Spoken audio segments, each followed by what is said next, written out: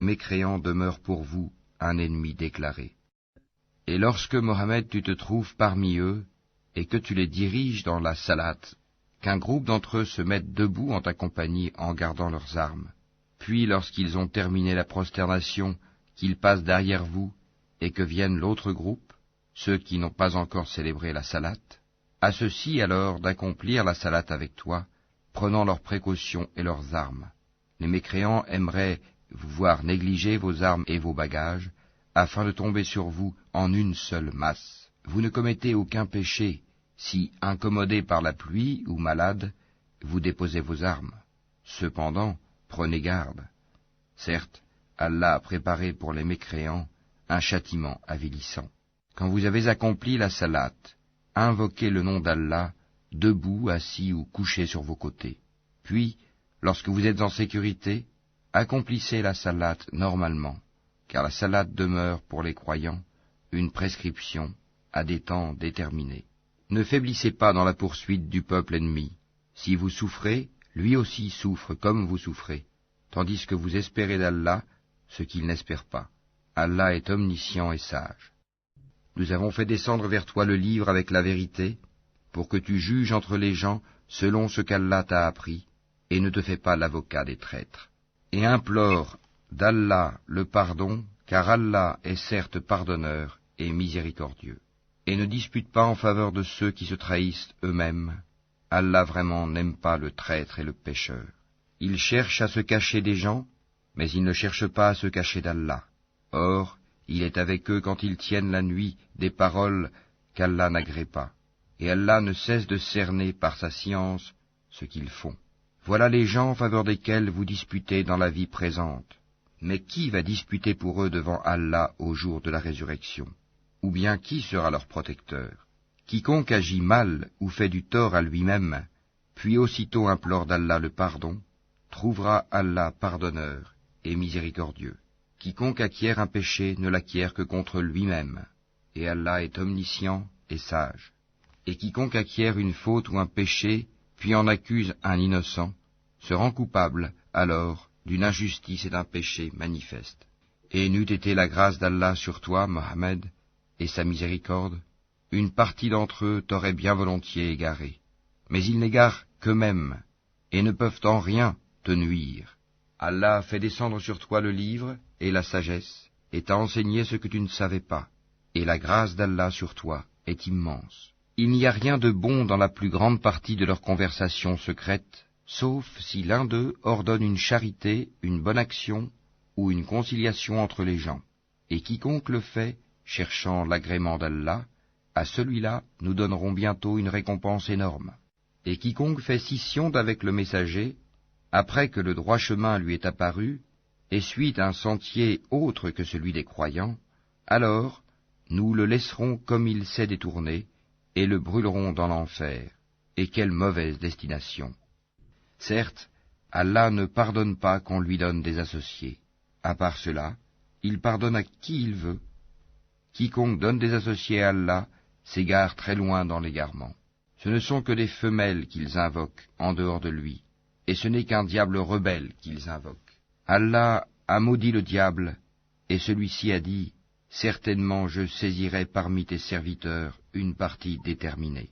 Certes, je ne manquerai pas de les égarer, je leur donnerai de faux espoirs, je leur commanderai, et ils fendront les oreilles aux bestiaux, je leur commanderai, et ils altéreront la création d'Allah, et quiconque prend le diable pour allié au lieu d'Allah sera certes voué à une perte évidente. Il leur fait des promesses et leur donne de faux espoirs, et le diable ne leur fait que des promesses trompeuses.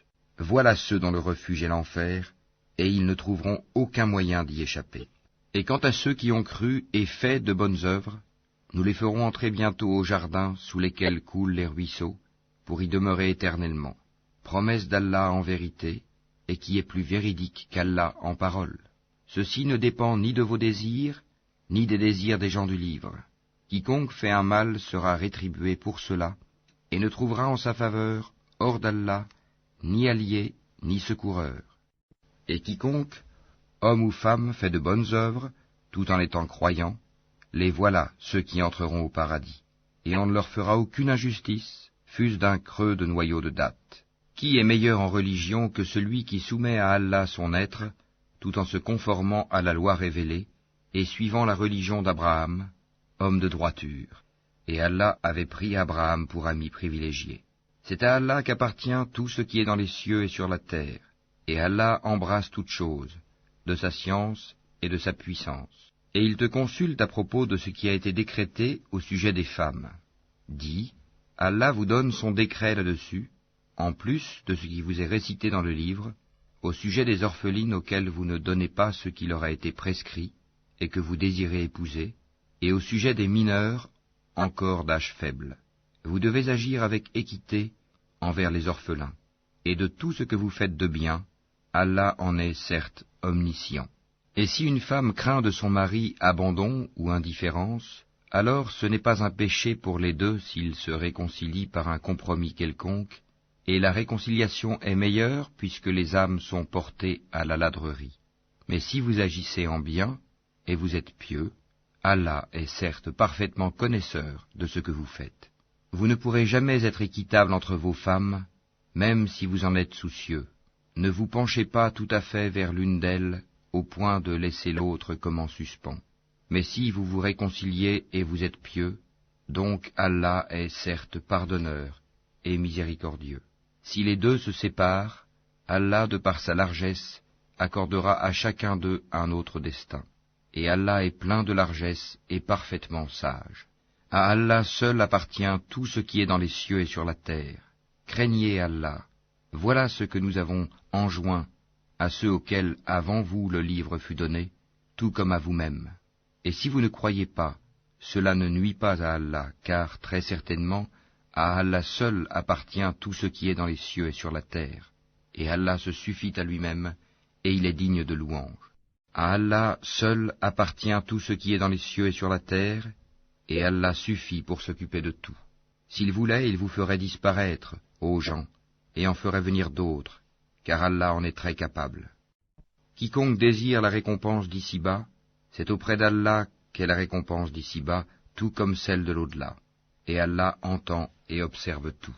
Ô les croyants, observez strictement la justice, et soyez des témoins véridiques, comme Allah l'ordonne, fût-ce contre vous-même, contre vos pères et mères ou proches parents. Qu'il s'agisse d'un riche ou d'un besogneux, Allah a priorité sur eux deux, et il est plus connaisseur de leur intérêt que vous. Ne suivez donc pas les passions, afin de ne pas dévier de la justice. Si vous portez un faux témoignage, ou si vous le refusez, sachez qu'Allah est parfaitement connaisseur de ce que vous faites. Ô les croyants, soyez fermes en votre foi en Allah, en son messager, au livre qu'il a fait descendre sur son messager, et au livre qu'il a fait descendre avant. Quiconque ne croit pas en Allah, en ses anges, en ses livres, en ses messagers et au jour dernier, s'égare loin dans l'égarement. Ceux qui ont cru, puis sont devenus mécréants, puis ont cru de nouveau, ensuite sont redevenus mécréants, et n'ont fait que croître en mécréance, Allah ne leur pardonnera pas, ni les guidera vers un chemin droit. Annonce aux hypocrites qu'il y a pour eux un châtiment douloureux. Ceux qui prennent pour alliés des mécréants au lieu des croyants, est-ce la puissance qu'ils recherchent auprès d'eux? En vérité, la puissance appartient entièrement à Allah. Dans le livre, il vous a déjà révélé ceci. Lorsque vous entendez qu'on renie les versets, le Coran, d'Allah, et qu'on s'en raille, ne vous asseyez point avec cela jusqu'à ce